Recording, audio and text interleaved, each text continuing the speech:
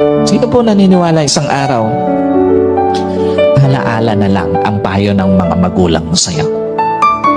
At sino po naniniwala isang araw, yung nanay na kasama mo ngayon, maaaring katabi mo ngayon, yung tatay na kasama mo ngayon, isang araw, aalalahanin mo na lang din. Hindi kayo forever na magkasama. Kaya nga lahat ng magulang hanggat kasama pa yung anak, gagawin ng lahat. Ipapayo lahat ng mabuti, paaalalahanan ng anak kasi alam niya, isang araw, iiwan niya yung kanyang mga anak.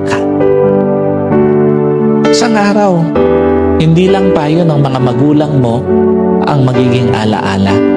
Kahit magulang mo isang araw, magiging alaala na lang sa buhay mo.